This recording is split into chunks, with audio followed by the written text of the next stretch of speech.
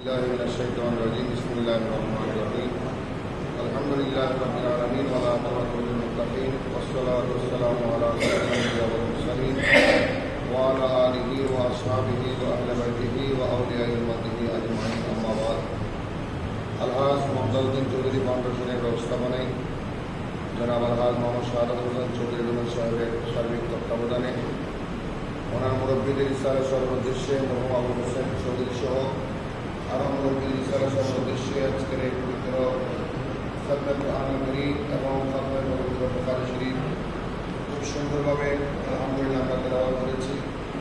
7টা থেকে পবিত্র খাতমে কুরআন এবং খাতমে বুখারী শরীফের তেলাওয়াত শুরু হয়েছে।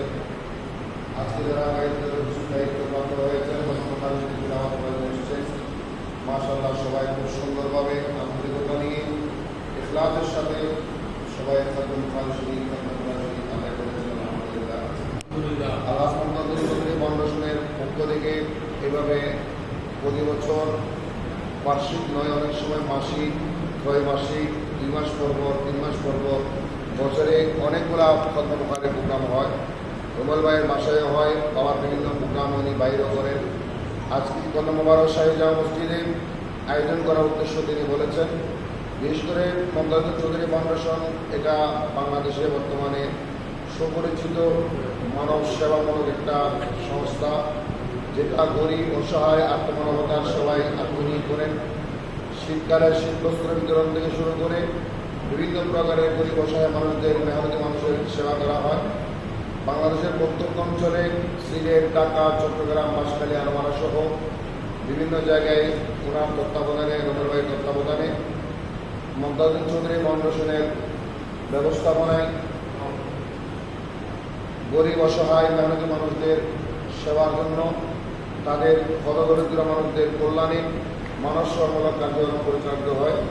আজকের এই পবিত্র বুখারী শরীফ আদায়ের মাধ্যমে তিনি আরেকটা মাইল ফলক, ওনাদের দীর্ঘদিনের একটা জায়গা জমি সংক্রান্ত ঝামেলা ছিল, আল্লাহ পাক সাহায্য করেছেন। সেজন্য ওনাদের খেয়াল ছিল একটা খাতমে বুখারী শরীফের আয়োজন করবেন।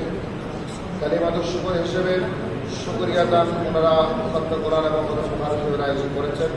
আলহামদুলিল্লাহ আমরা দেরি না করে এখনই মিলাদ কিয়াম হবে, মোনাজাত হবে ইনশাআল্লাহ।